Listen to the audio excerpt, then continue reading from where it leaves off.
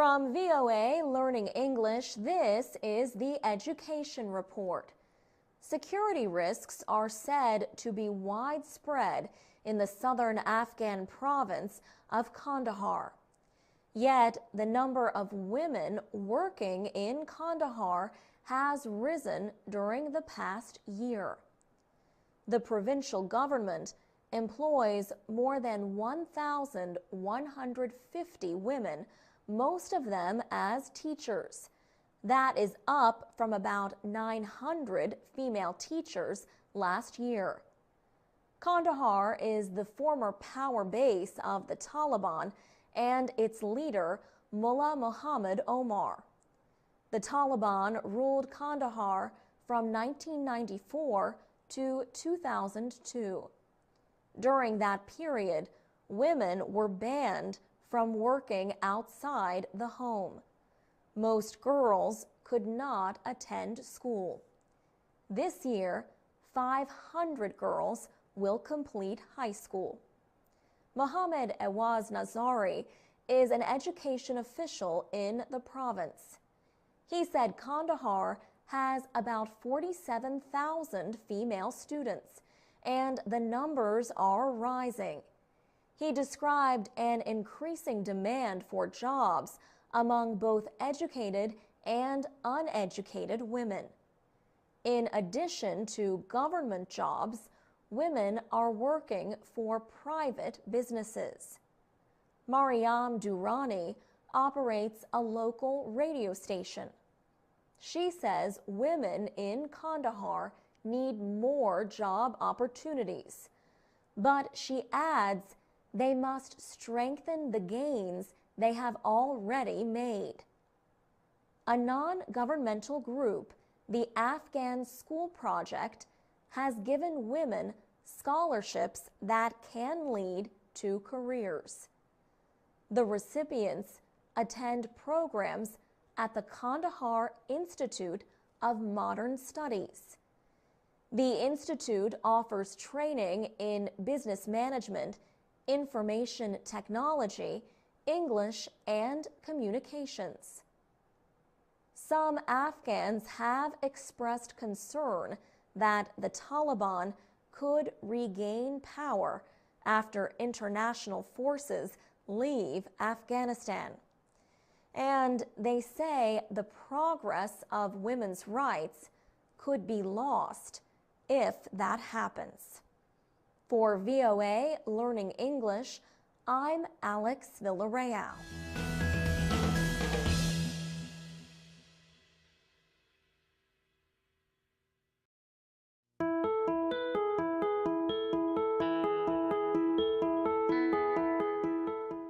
From VOA Learning English, this is the Education Report. American educators plan to launch 50 new schools in Kenya. The new schools of Bridge International Academies are set to open in January, at the beginning of Kenya's school year. The goal of the private group is to educate children of families who make $2 a day or less. They opened their first school in Kenya in 2009. Since then, the number of schools has increased to 200. Bridge officials Shannon May, Jay Kimmelman, and Phil Fry say they want to educate 10 million children around the world. On the Bridge International Academy's website, the three friends say their effort began with a question. They asked why there were no plans to educate all the world's poorest children. They expect their early education business to make a profit, even though it is designed for very poor areas. Their low-cost plan uses new technology to help teachers and to follow student progress. It also tracks operations in each school. They call this new system Academy in a box. Every bridge teacher uses a Nook e-reader. The electronic reader provides teachers with daily lessons. The school provides students with books that match the electronic lessons. The lessons have been developed by trained educators for all Bridge International Academy's classes. The lessons are designed to meet the requirements of Kenya's National Education Plan. Bridge's large class sizes and teaching methods are not usual in the schools of developed countries. They are not considered the best for learning. Yet, supporters say the bridge operation compares well with public education in Kenya. The average cost to attend a bridge school is about $5 a month. For VOA Learning English, I'm Carolyn Prasuti.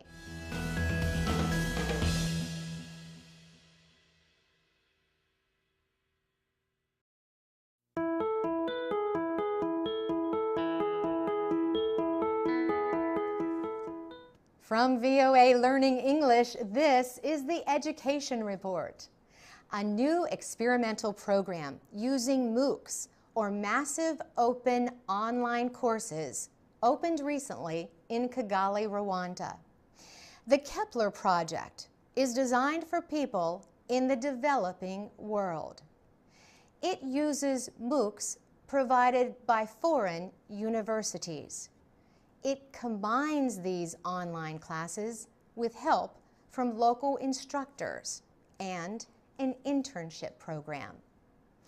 A business foundation is helping to finance the first 4 years of the project. The students in the Kepler project pay no tuition. 50 students are taking part in the first class in Rwanda. Canadian educational consultant Tony Bates praises the Kepler program for giving students a way to earn college credits. Students can earn academic credit through the Kepler Project's agreement with Southern New Hampshire University in the United States. Mr. Bates also praises Kepler for providing local support and tutoring in Rwanda. But he says a lack of technology limits the usefulness of such a system in Africa. He says developing countries lack enough internet service outside major cities. Students may have mobile phones, but usually with very low bandwidth. Mr. Bates says it costs $1 American to watch an 8-minute YouTube video on a low-cost handset. That is about the same as many Africans earn in a day.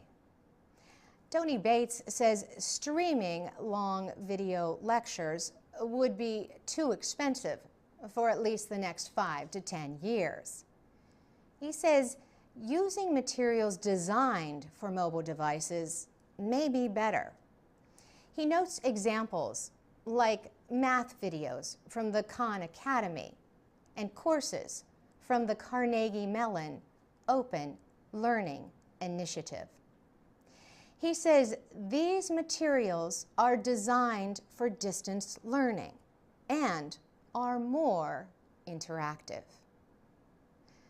For VOA Learning English, I'm Carolyn Prasuti.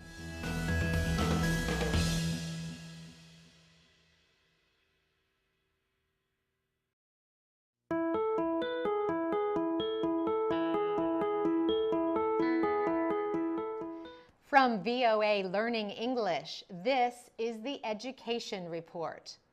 Public universities in Nigeria have reopened after a nearly 6-month-long strike by teachers. Repeated strikes can add months, even years, to the time it takes a student to finish a study program. Students at public universities across Nigeria say they are worried about exams and completing their project work. The Academic Staff Union of Universities, a labor group, suspended the strike in December. Part of the settlement was a government promise to invest billions of dollars during the next 5 years in university buildings and equipment. The government said that soon 25% of the nation's budget will be spent on education.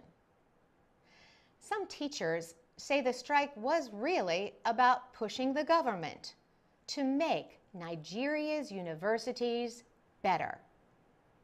Laz Ematike is with Delta State University.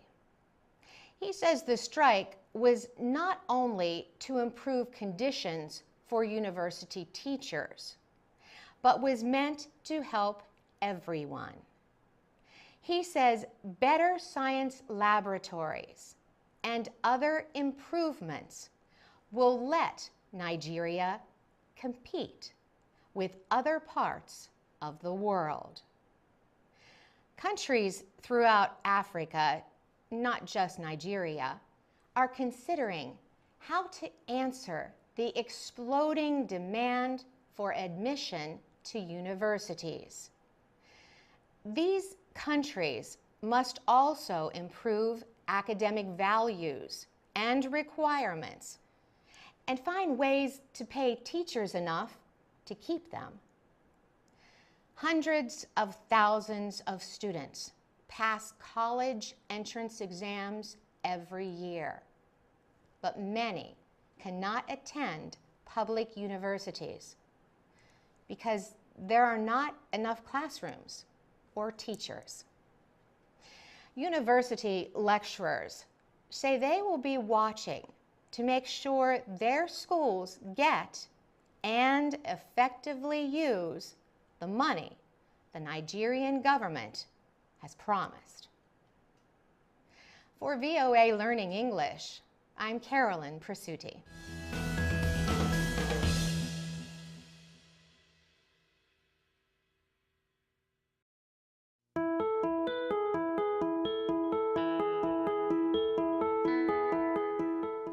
From VOA Learning English, this is the Education Report. Nigeria has one of the world's highest rates of people who cannot read or write. But a government agency is taking steps to educate more than 400,000 Nigerians in Kano State. The Kano State Agency for Mass Education has set high goals for literacy, the ability to read and write. Minister of State for Education, Nyesom Wike, reported on the situation last September. The minister said the number of illiterate Nigerian adults has increased by 10 million over the past 20 years. The current total is 35 million. To improve that situation, Kano's education agency has joined with Education for All, a project of the United Nations Educational, Scientific, and Cultural Organization. Working together, they have launched more than 8,000 adult literacy classes in 44 areas. Their hope is to raise adult literacy levels to 90% in Kano State by 2015. The agency says it now has 16,000 people to teach and train students. Another goal is to create jobs and improve living conditions. The Kano City Women's Center is one of many learning centers for young and adult women. It serves hundreds of students at its school and at a vocational or occupational center. At the center, women learn sewing skills and make products like soaps and air fresheners. 25-year-old Halima Aminu is a mother of 3 children. She started going to the Kano City Women's Center in 2010. Now she is in her final year at the senior secondary level. Halima Aminu hopes to continue her education at the next level and someday become a medical doctor. For VOA Learning English, I'm Alex Villarreal.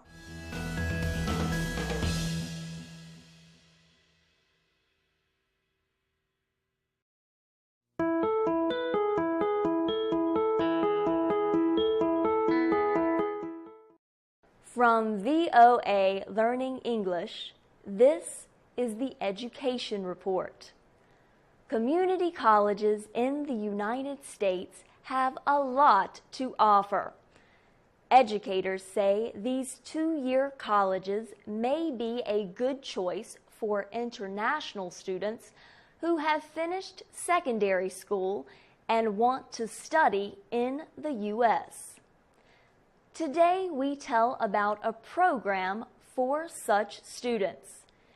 It is called the Community College Initiative Program. It is designed for students from areas underserved in education and skills training. It lasts 1 school year. Since 2007, about 2,100 students from 20 nations have taken part in the program.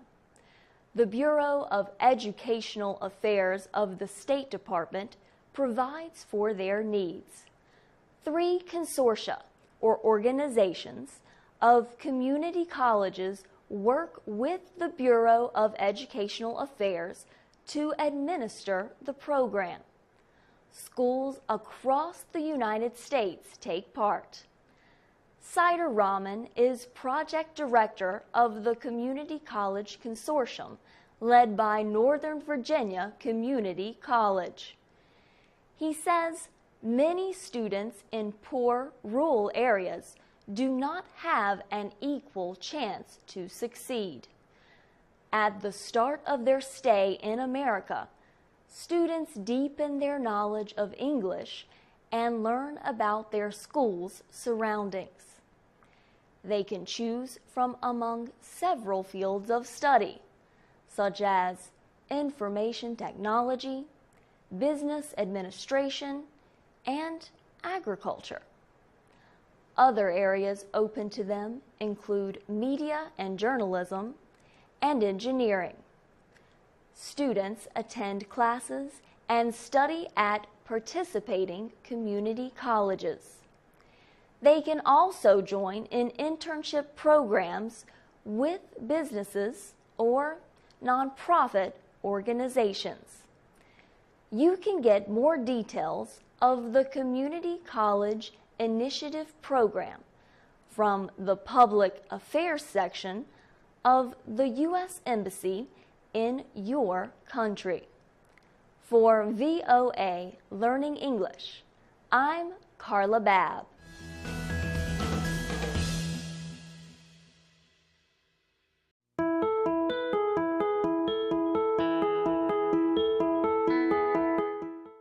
From VOA Learning English, this is the Education Report. Growing up can be hard in poor neighborhoods where crime is common. That is the situation Marco Antonio Aguilar faced when he started at Garfield High School in Los Angeles, California. The boy hated school. He says he had the wrong friends, often missed classes, and even got into fights. The school suspended him. barring him from attending classes. He almost was sent to a school for problem students. But Marco Antonio changed his behavior. He says a talk with his mother helped him change. And he praises his teachers for the help they provided. But now, students at Garfield High no longer receive suspensions. The punishment itself has been suspended. Jose Huerta, the Garfield High principal, took the action when he first arrived at Garfield more than 4 years ago.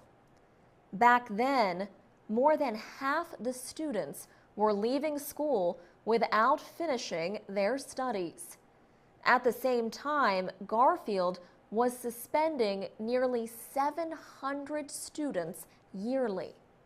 But Mr. Huerta had other ideas about how to deal with young people who misbehave.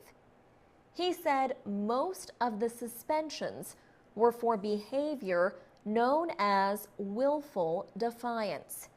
He said that could include something as minor as chewing gum in class. Under Mr. Huerta's leadership, students involved in willful defiance first talk to a teacher. Then a parent may get involved. Finally, group support can be provided. Today, Garfield graduates 85% of its students. And last year, the Los Angeles Unified School District changed its punishment policy. The whole district banned suspension to punish students for willful defiance. For VOA Learning English, I'm Alex Villarreal.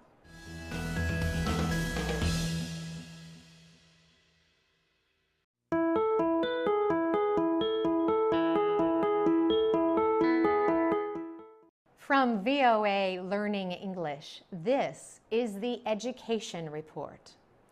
60 years ago, the highest court in the United States changed American education.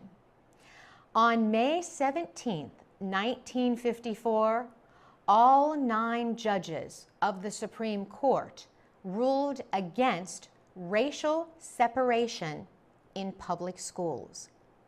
The court said such segregation in schools violates the United States Constitution. At that time, many school systems had separate schools for white students and black students. The segregation was the result of a court ruling from 1896. That decision permitted so-called separate but equal schools.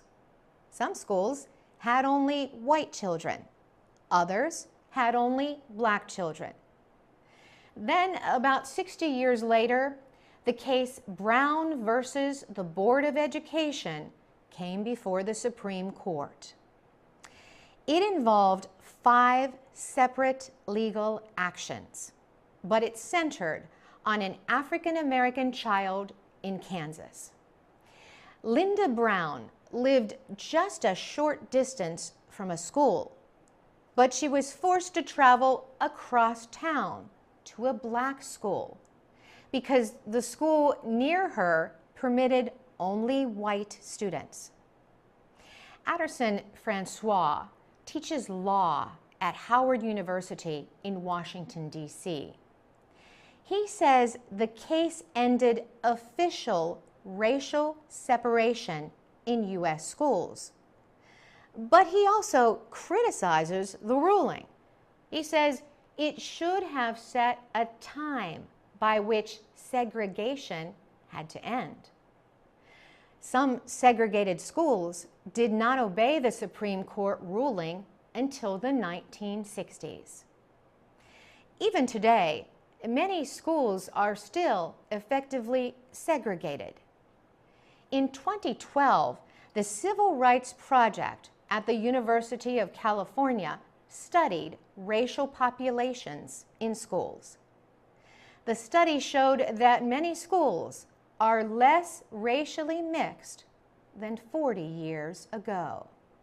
The study says social and economic issues are partly to blame. For VOA Learning English, I'm Carolyn Presutti.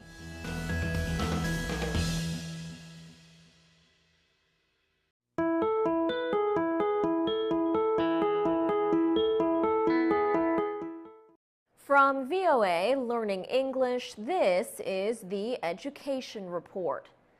The reported rape of a 6-year-old student at a well-known school in Jakarta has received widespread media attention in Indonesia.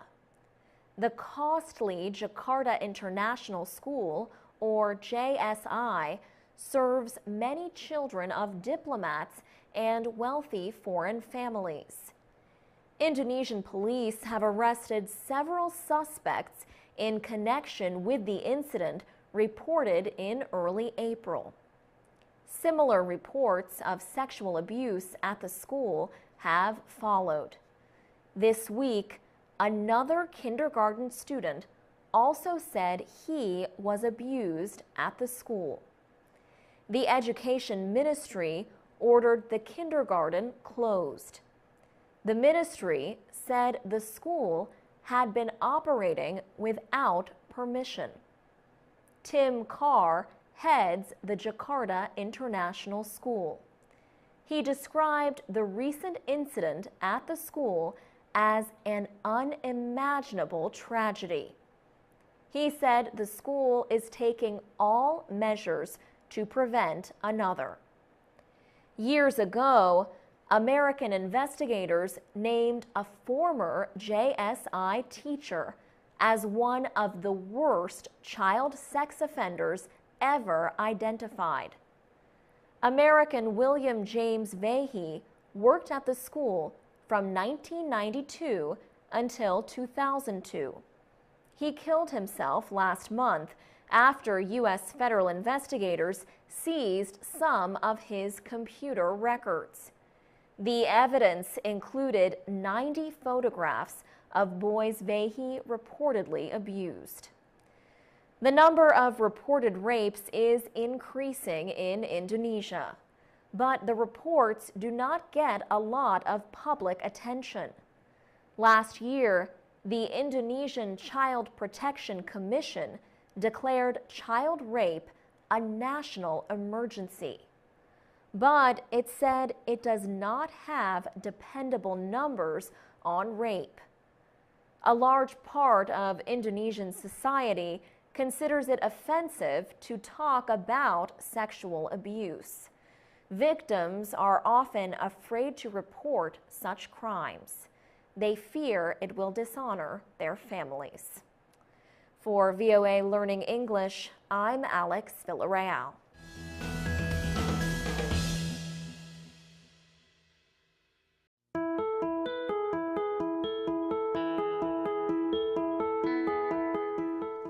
From VOA Learning English, this is the Education Report. Many people believe that teaching music to children makes them smarter and better able to learn new things. But the organizers of a new study say there is no scientific evidence that early musical training affects the intelligence of young people. An estimated 80% of American adults think music classes improve a child's ability to learn and do well in school. Researchers at Harvard University, however, have found that there is one thing musical training does not do. They say it does not make children more intelligent. Samuel Mayer is a graduate student in Harvard's School of Education. He says it is a mistake to think that learning to play a musical instrument improves a child's intellectual development. He says the proof comes from studies that measured the mental ability of two groups of 4-year-olds and their parents. One group attended music class. The other went to a visual arts class. He says tests failed to provide evidence that those in music classes were any smarter. Samuel Mayer says only one study of many has seemed to show a small percentage increase in IQ, intelligence scores, among students. But he says musical training can be important for cultural reasons. In his words, we teach music because music is important for us. He notes that the works of writer William Shakespeare are not taught so that children will do better in physics. He says Shakespeare is taught because it is important. He does not think music needs to be any different than that.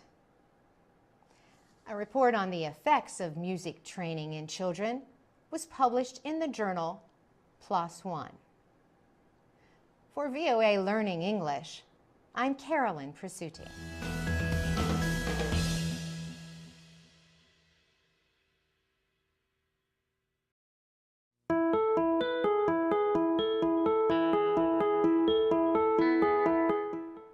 From VOA Learning English, this is the Education Report.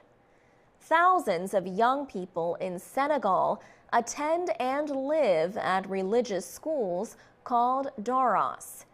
These schools accept only boys. The students are called talibé and they study the Quran.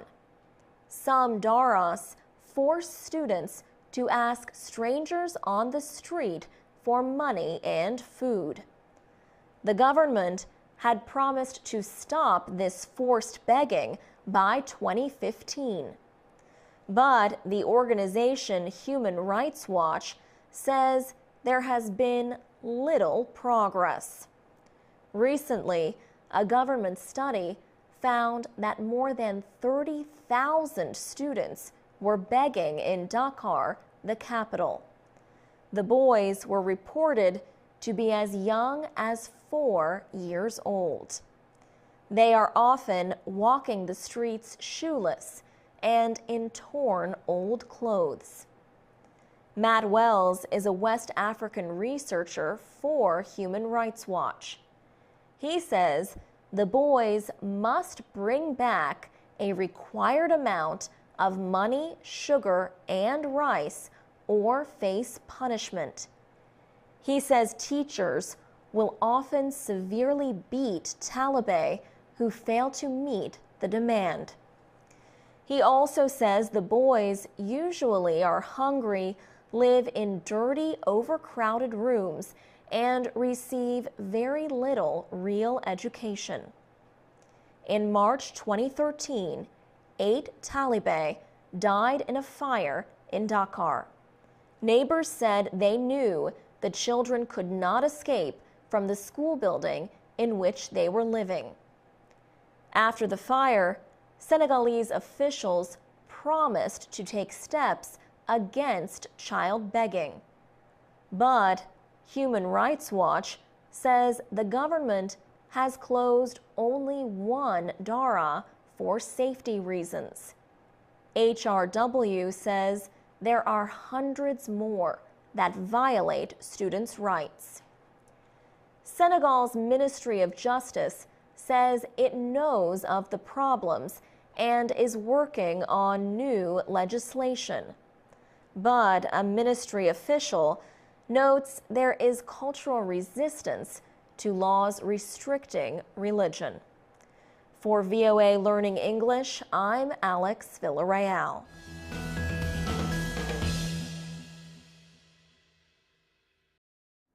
From VOA Learning English, welcome to the Education Report in Special English. Millions of students have been taught a formula that has nothing to do with chemistry or mathematics. The formula is for writing a 5-paragraph essay.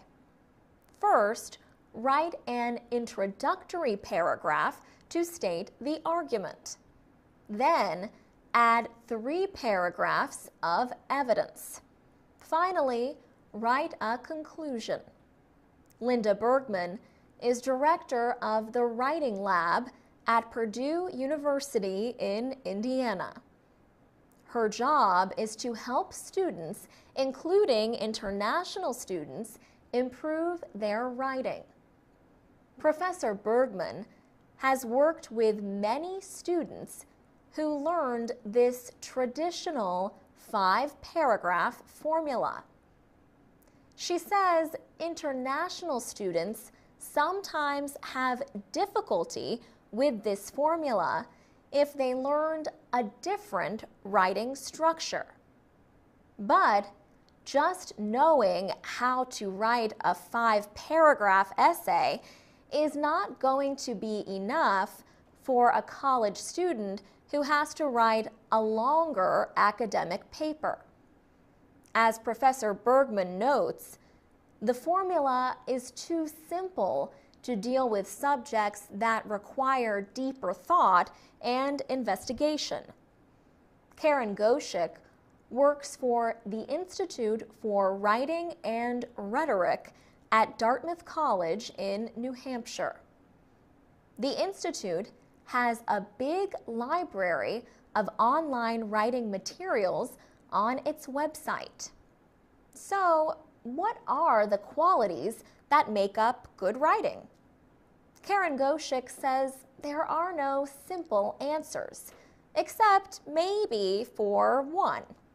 That is, there is no formula that students can follow to guarantee a well-written paper. In some cultures, students organize their paragraphs to build toward the main idea at the end of the paper. American college students are usually expected to state their thesis at the beginning of their paper. And American professors generally want students to use short sentences. For VOA Learning English, I'm Alex Villarreal.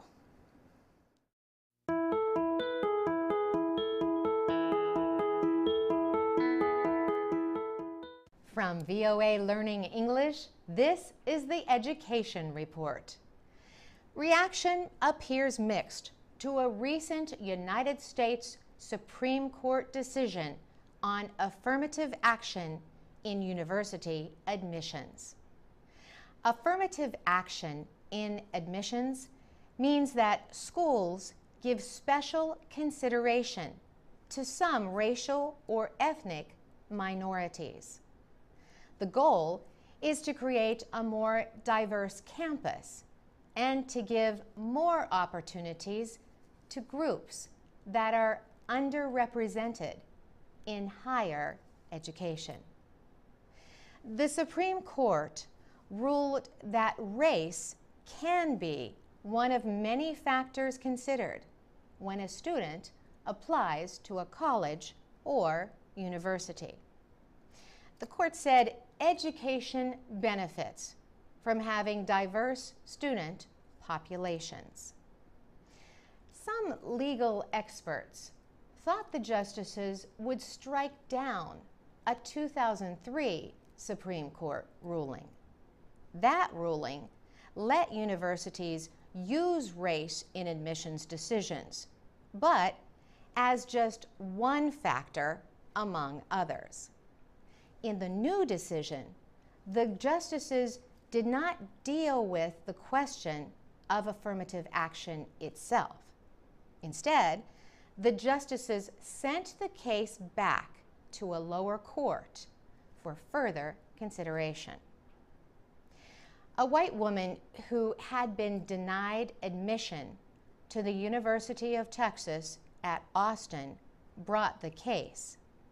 Abigail Fisher argued that it was wrong to reject her when minority students with similar grades and test scores were accepted because of affirmative action. Wade Henderson is president of the Leadership Conference on Civil and Human Rights. He said the new decision confirms that race can be a factor in admissions. Ada Malloy is with the nonprofit American Council on Education. She says many schools do not generally give special consideration to race or ethnicity of applicants. For VOA Learning English, I'm Carolyn Presutti.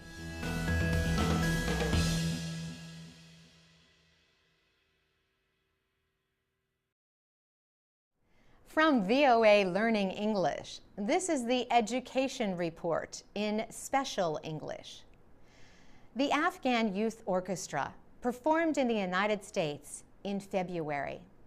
48 young musicians traveled from Kabul to play at some of the most famous American music halls. They performed at the Kennedy Center in Washington and Carnegie Hall in New York City. The last stop was Boston, Massachusetts, where they performed at the New England Conservatory of Music. The musicians performed versions of Western classical compositions and also traditional Afghan music. Violins and trumpets played along with the rubab and a sitar in a performance of Bolero by Maurice Ravel. The State Department and the United States Embassy in Kabul funded most of the trip. Secretary of State John Kerry called the young musicians ambassadors of peace. Afghanistan's former Taliban rulers banned music when they took power in 1996. Also, under the Taliban, girls were not permitted to be educated after the age of 8. Today, music is studied and played freely in Afghanistan. The musicians in the orchestra are male and female, and between the ages of 10 and 22. Most are orphans or were homeless. Ahmad Sarmast started the orchestra. A few years ago, he founded the Afghanistan National Institute of Music in Kabul. The youth orchestra developed from that school. Ahmad Sarmast says he is very pleased with the accomplishments in such a short time. He says the idea of the trip was to change the way people view Afghanistan. The children, he says, are ambassadors of Afghan culture, whose efforts reflect the changes in their country in the last 10 years. For VOA Learning English, I'm Carolyn Presutti.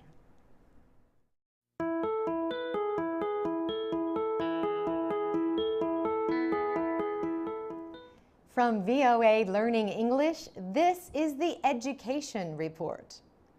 Imagine you are a student in Mexico, and your teacher asks you to write a report about the country's ancient Aztec civilization. You now can do your own research on the subject through the World Digital Library, or WDL. One of the 8,000 items listed on this website is the general history of the things of New Spain. It was written in the 16th century by a member of a Roman Catholic religious order. Friar Bernardino Sahagún lived in what is now Mexico. He liked many qualities of the Aztecs and wrote 13 books about them in Spanish and Nahuatl, the Aztec language. The books are stored in Florence, Italy, but you can read every page and see every picture with the World Digital Library. The library has at least one item from every member country of the United Nations Educational, Scientific, and Cultural Organization, or UNESCO. UNESCO and the U.S. Library of Congress launched the WDL in 2009. Since then, more than 25 million people have visited part of the collection. The library provides free access to thousands of objects of cultural and historical importance. The library is looking for information about Arabic and Islamic science, says Musa Marawa. He is a WDL researcher who works on all of the library's documents in Arabic. Arab countries and their libraries are strong supporters of the World Digital Library. Mr. Murawa says the library shows the United States as a partner with Arab countries in an area other than military or security matters. The library also is helping countries make electronic copies of their documents so that they are available to computer users around the world. For VOA Learning English, I'm Carolyn Presutti.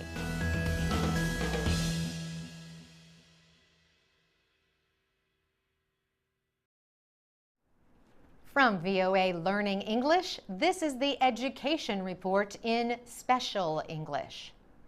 More and more children in Liberia are leaving school to work in diamond mines. 15-year-old Mike Coleman dropped out of school several months ago. He left to search for diamonds in western Liberia to help his parents. The country's Ministry of Lands, Mines, and Energy says that Liberian diamond mines employ at least 1,500 children. Nora Kwai is the head of a junior high school in western Liberia. She says that more than 200 students, half of the school, dropped out this year to work in the mines. Liberia's unemployment rate is nearly 85%. The World Bank estimates that 95% of the country's population lives on less than $2 a day. Work in the diamond mines is difficult and dangerous, but the possibility of earning $50 for each diamond is too good for many people to turn down. Employing anyone under the age of 18 in diamond mines is illegal. But many mine operators are willing to hire children who are small enough to fit into the narrow tunnels and tight spaces of mines. Thomas Lay heads the Liberia mining entity in western Liberia. He says a worker's age does not matter to mine owners. And he says the operators do not force children to work for them. But Mr. Willay says the Ministry of Education should put measures in place to keep students in school. The United Nations Security Council helped ban the mining and export of so-called blood diamonds in Liberia in 2001, during the country's civil war. But the United Nations ended the ban in 2007. The diamond mines are again operating, increasing the demand for young workers. For VOA Learning English, I'm Carolyn Prasuti. This is the VOA Special English Education Report. International students have a lot of questions about studying in the United States. But what do you suppose is the most common question? We asked an expert right here in our building. Jessica Stahl is editor of VOA's Student Union blog.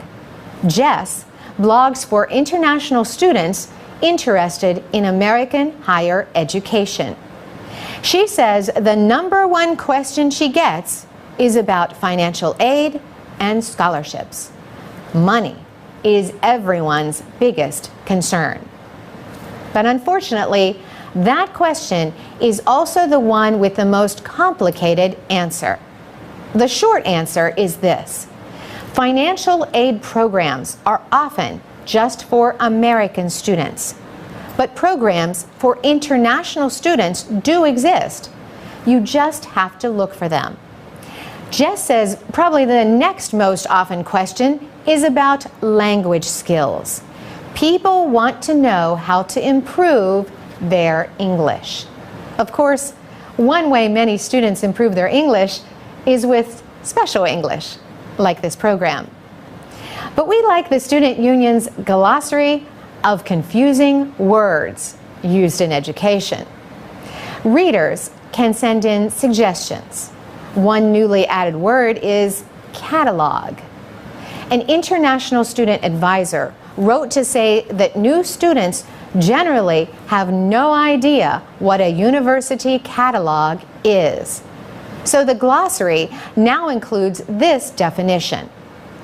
A university catalog or college catalog is an official publication that contains all of the information a current or prospective student might need about academics and student services at a university.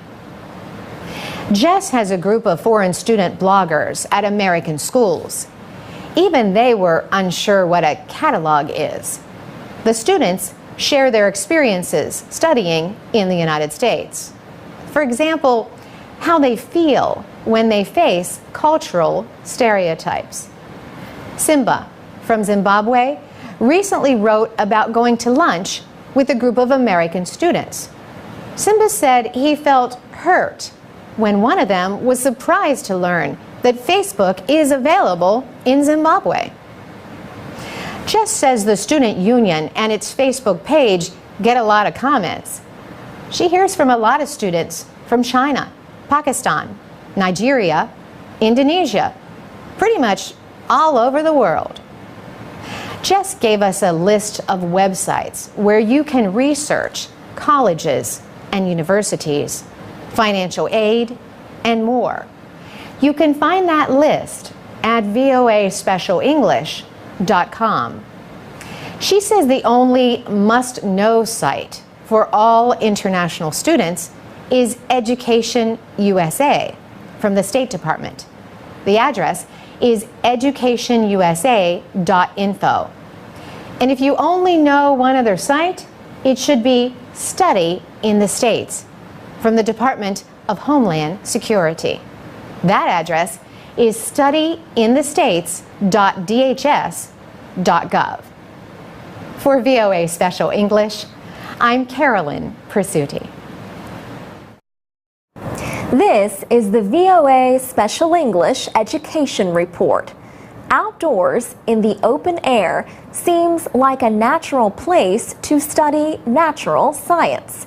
It also makes sense in a place like Southern California, where people like to be outside a lot. Now, the Natural History Museum of Los Angeles County is working to bring the indoors to the outdoors for its visitors. The museum has redesigned an outdoor space into a living exhibit. This is a big change for the 1.5-hectare area. It used to include a parking lot. Now, instead of cars, it welcomes birds, butterflies, and other living things. Scientists who work at the museum come outside to describe plants and insects in the natural setting of this outdoor laboratory. Greg Pauly specializes in studying turtles, like the western pond turtle. He tells the students how development has changed its natural habitat. He says these turtles are happiest around small bodies of water that grow and shrink with the seasons. He tells the students that 150 years ago, before there were very many people in the area, all the streams were just seasonal streams. And the western pond turtle loved that habitat, he says, and with people, we have changed the habitat. Today, he says, there is a lot more permanent water, like a pond at the Natural History Museum itself. And he says the changing habitat is one reason why western pond turtles are shrinking in number. In addition to science lessons, the open-air exhibit can provide contact with nature in a way that some city children rarely get. Landscape architect Mia Lehrer says children can get real-life answers to questions they may be wondering about. For instance, she says some children do not know that ketchup comes from tomatoes, and they can see what strawberry plants look like to know that strawberries do not just come from a container in the store. Only parts of the new outdoor campus are open now, but Karen Wise says more changes are coming. Ms. Wise is the museum's vice president for education and exhibits. She says, now we are opening up the whole museum, making it an indoor-outdoor experience so that our visitors can be a part of the experience. The work is expected to be completed by June of 2013. Next year is the museum's 100th anniversary. For VOA Special English, I'm Alex Villarreal. You can read, listen, and learn English with more education stories at voaspecialenglish.com. You can also find a video about the new outdoor exhibit at the Natural History Museum of Los Angeles County. This is the VOA Special English Education Report. Some young Cambodians are learning a new sport, skateboarding. The country's first skateboard park is located on the grounds of a local charity group at the edge of Phnom Penh, the capital. 15-year-old Chea Sopanet has been skating for about 6 months. When I see the different styles from skateboarding, especially from the best skaters, I just want to be like them, he says. Sports like Khmer boxing and soccer are wildly popular in Cambodia. But Chea says skating has already become his favorite sport. The skaters are learning tricks like launching off a jump or half pipe and flying through the air on their narrow wooden boards. A non-governmental organization called Skateistan Cambodia organizes weekly programs at the park. Skateistan started its work in Afghanistan. Rory Burke works with the group, which expanded to Cambodia last year. He says skateboarding is definitely not a typical Cambodian pastime. He says they want to use it as something that says, hey, this is something different. Skateistan partners with local groups that work with young people. The park is on the grounds of the group known as PSE, where children attend school and learn a trade. There are almost 120 participants. Many come from troubled lives. Sean Burke says for some, skateboarding is a chance just to be a kid for a couple of hours a week. He says he hopes the program will help them build life skills through sport. 17-year-old Song Rota is a student at PSE. Sometimes I don't do well on topics like math, he says. I feel bad when I find it hard to keep up with my lessons. So that's why I skateboard, to improve my bad feelings. He says he began skateboarding more than a year ago. Before he started training, it seemed very easy, but it was very difficult to learn tricks, and he got hurt a lot from falling off. Rory Burke says learning to deal with the difficulties is part of the lesson for these young skateboarders. He says it's pretty daunting to get on a skateboard for the first time. And then, when they drop in for the first time and ride some of the ramps, it's pretty scary. It kind of teaches them, hey, you're going to fall down a bunch, but you've got to get back up. Skateistan Cambodia plans to open the country's first public skate park later this year in Phnom Penh. For VOA Special English, I'm Mario Ritter.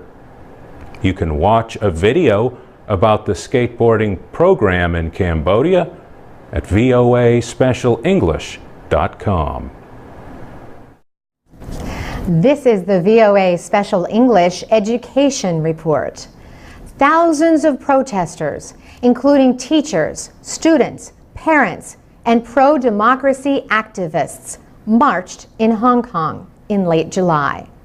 They were protesting a plan to teach Chinese patriotism classes in Hong Kong schools.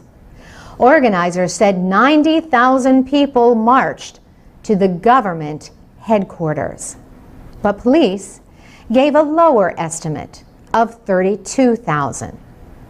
The Hong Kong government says the classes are meant to build Chinese national pride. The government plans to require the classes in elementary schools starting in 2015. But the government is urging schools to voluntarily launch the program when schools reopen this September. The curriculum includes a teaching booklet called the China Model.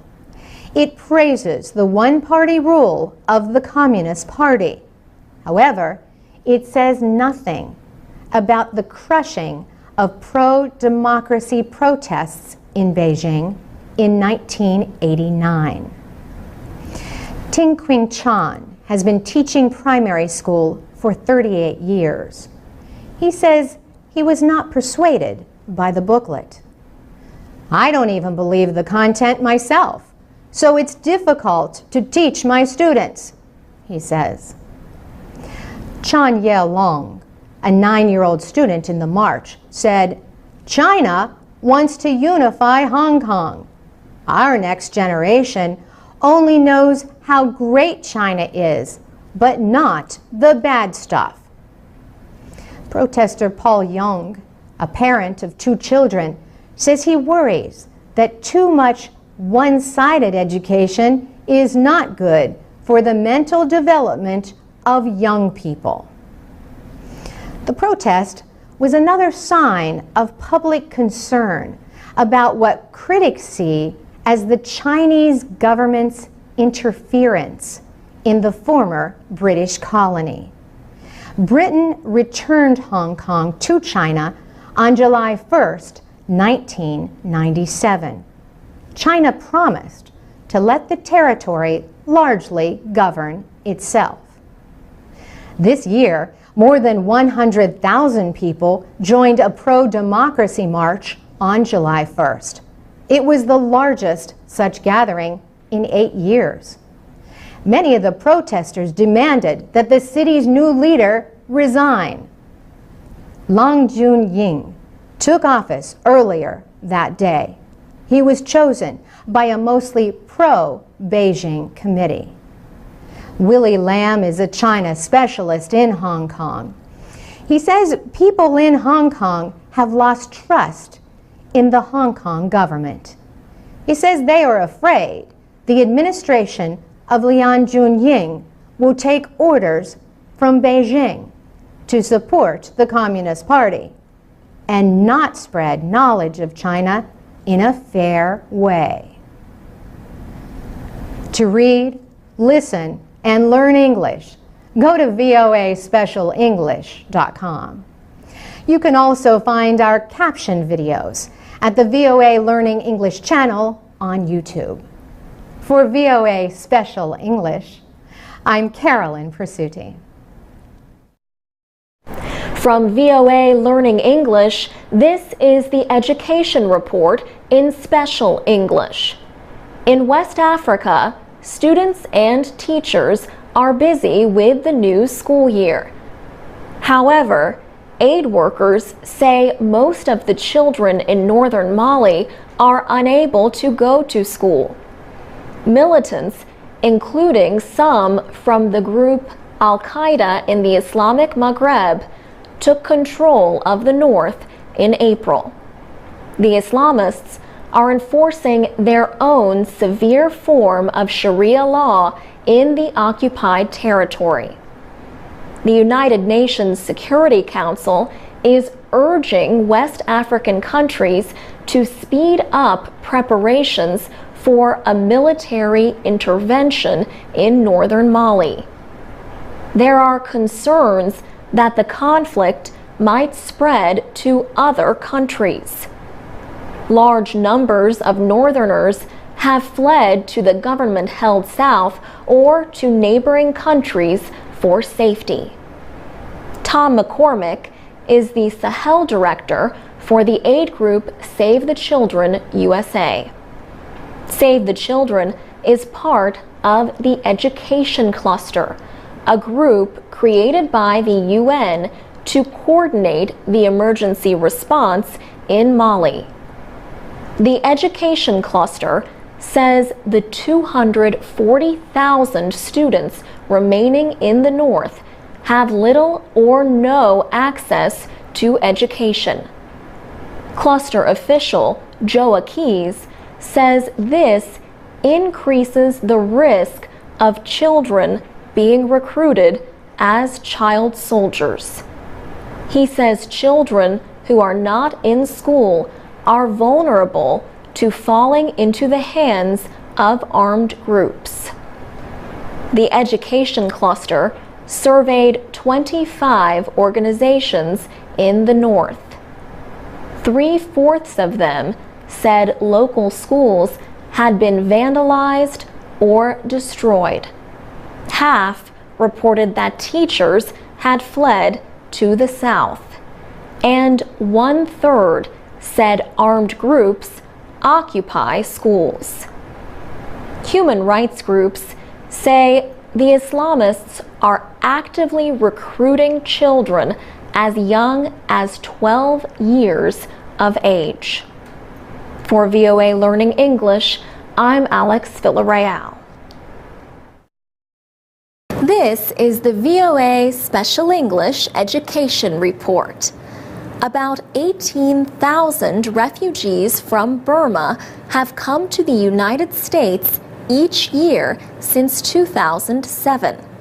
Some have settled in Howard County, Maryland, between Baltimore and Washington. A local school began teaching English to the children of the refugees. But while the children learned the language, their parents did not. Currently, almost 50 Burmese youngsters attend Bowman Bridge Elementary School. Laurel Conran teaches English to speakers of other languages.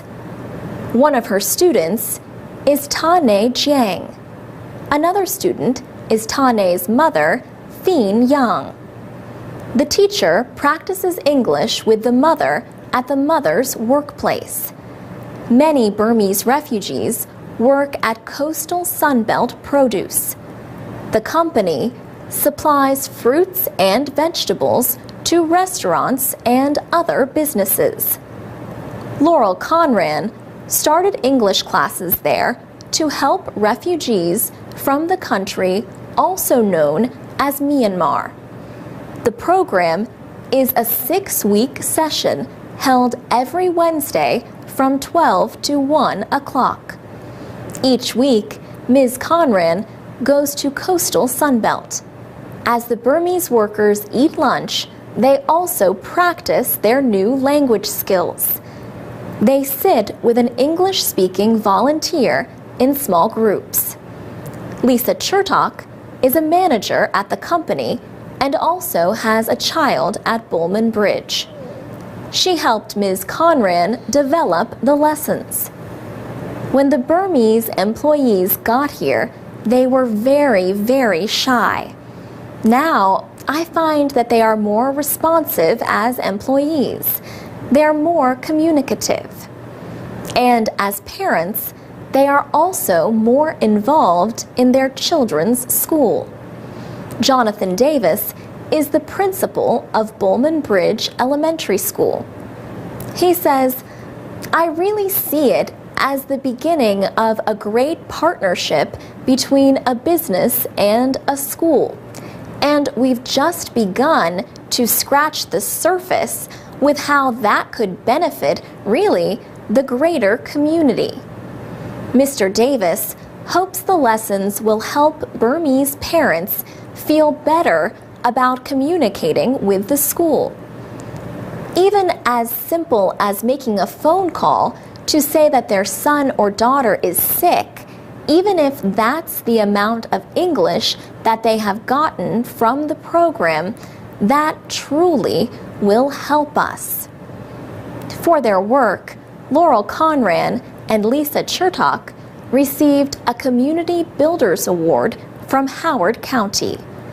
Ms. Conran says, "As a community, we want to work together collaboratively because when everybody works together, it's a win-win situation." And that's the VOA Special English Education Report. We have a video about the program at voaspecialenglish.com. For VOA Special English, I'm Alex Villarreal.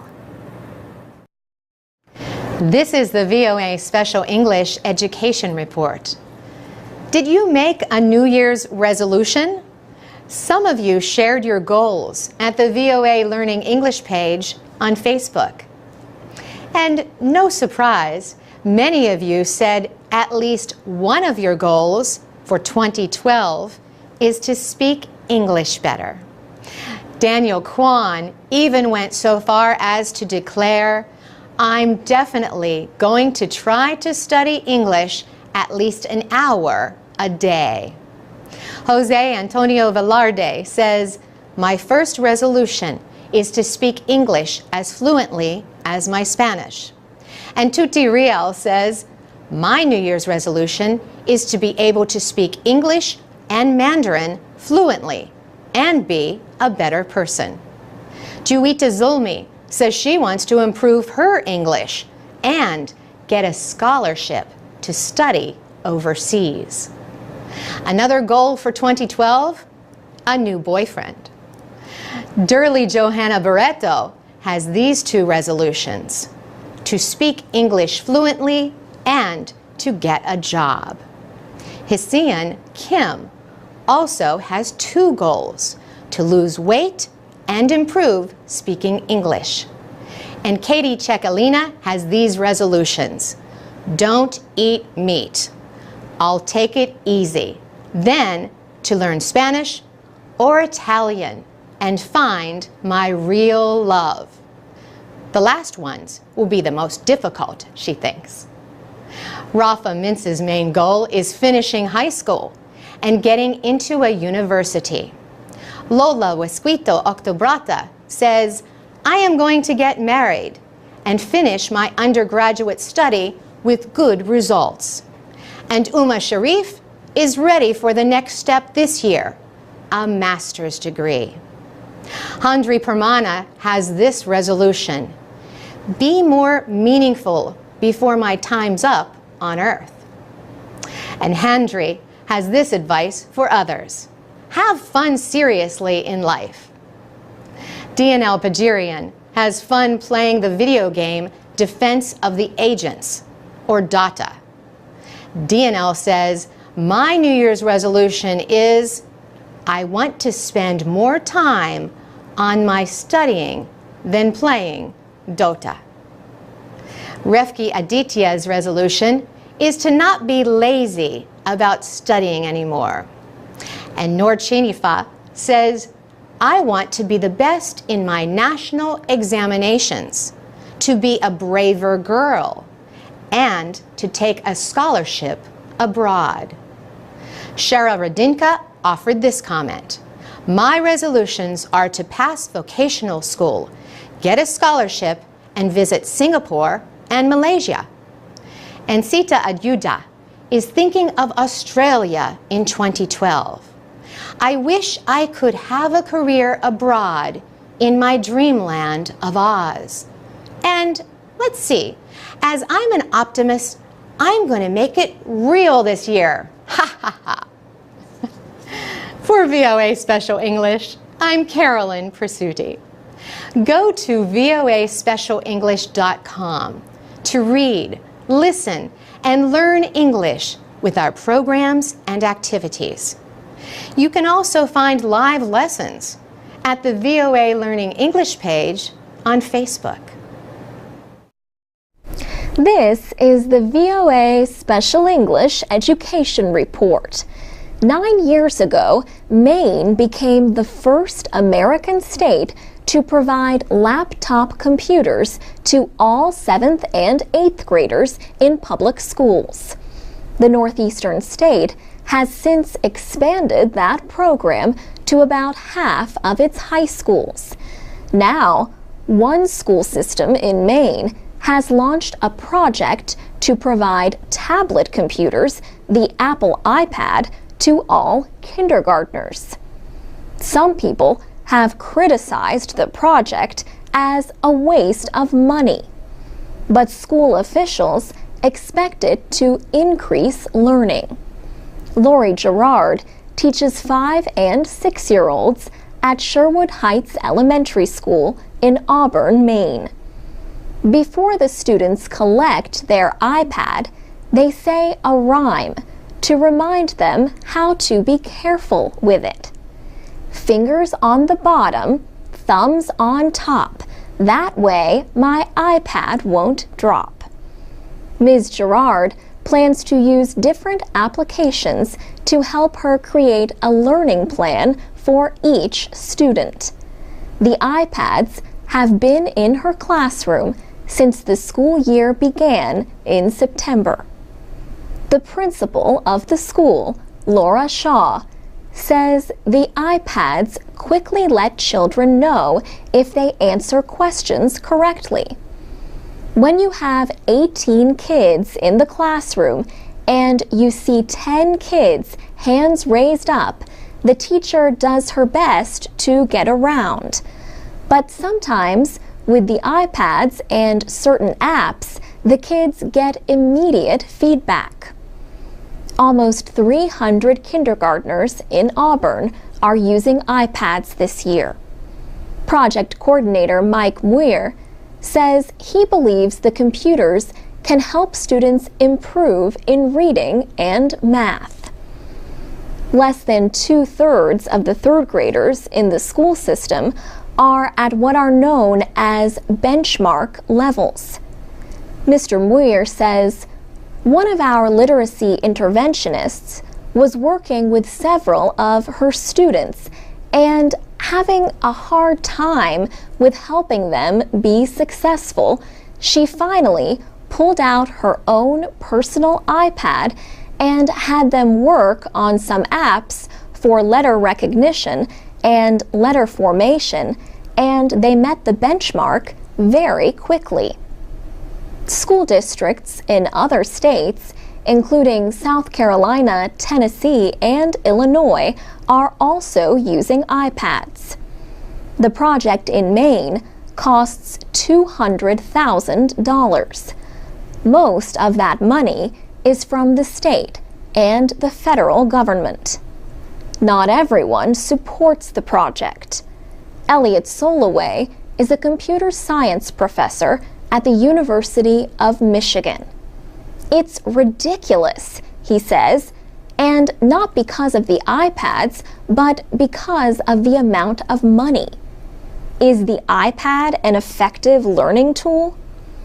Educators in Maine plan to give a report at the end of the school year. For VOA Special English, I'm Alex Villarreal. This is the VOA Special English Education Report.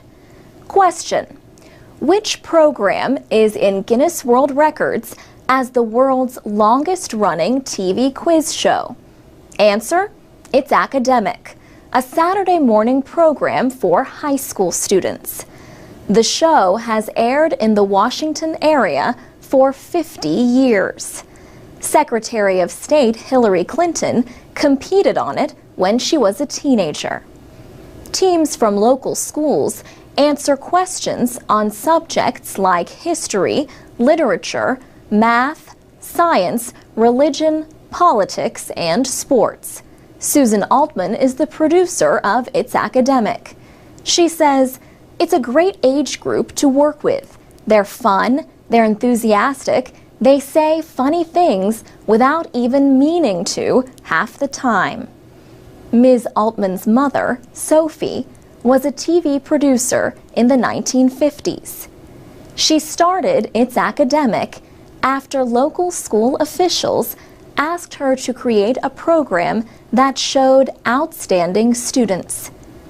Susan Altman says, "At that time, 1961, the United States was going through a lot of upheaval with school integration, and they wanted things to help out, to make the schools look good, and to show that integration could work and work well. So this is what she came up with." The show's host, Mac McGarry, says, "When we first started, the young people from various countries were not evident so much. Now, each program presents young people from all over the world, at least descendants from people all over the world." Mac McGarry is 84 and has hosted It's Academic since the beginning. He says, "Every time I look up, I see people who are just 17 years old, and somehow I think, well, I must not be growing older at all." Their enthusiasm is contagious, no question about it. More than 20,000 students have appeared on the show. Mac McGarry has asked more than 200,000 questions and gotten more than a few funny answers. We had a question one time: who defeated Napoleon at Waterloo? And the young fellow answered, Duke Ellington. Another time, we had a question of who, along with Frederick Engels, wrote the Communist Manifesto? Groucho Marx. The correct answers, of course, are the Duke of Wellington and Karl Marx. Rockville High School in Maryland has won the championship on the show several times. Kelly Reeder led the team last year. My friends who are on It's Academic think it's cool that I'm the captain of the A team, But my friends who are not on It's Academic think it's kind of funny. You can find a link to a video about It's Academic at voaspecialenglish.com. For VOA Special English, I'm Alex Villarreal. This is the VOA Special English Education Report. Current and former students from Berklee College of Music in Boston recently returned to the United States after 3 weeks in Kenya. They were part of a cultural exchange program aiming to influence lives through music. They taught music, performed, and donated instruments to a Kenyan community center. They also learned about traditional Kenyan music. Music is an important part of life in Kenya. Sam Lutomia works for the Berklee College of Music, but he was born and spent his early years in Kenya. He helped to create a group called Global Youth Groove. Its goal is to bring Western music to young Kenyans and get them to consider music as a career. Mr. Lutomia says he started talking with Berklee students and teachers, and they all liked the idea. Then they started collecting musical instruments. 13 Americans made the trip to Kenya in July. They included 4 high school students from the Boston area. The first stop was Nairobi. There, they got a chance to meet with local musicians and listen to them play. Project coordinator Aaron Culverson says the American group presented a gift during a visit to Kakamega in western Kenya. The gift included about 20 instruments, some recorders, and an entire drum kit. The Americans also gave out laptop computers and recording software. Many Kenyans attended the activities offered by the group.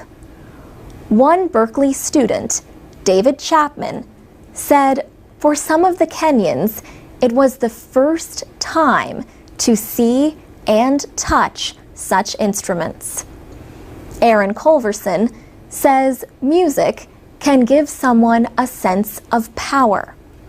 When you put music in front of children, he says, it seems that their minds open up. Music gives them a chance to express themselves through songs and writing the songs.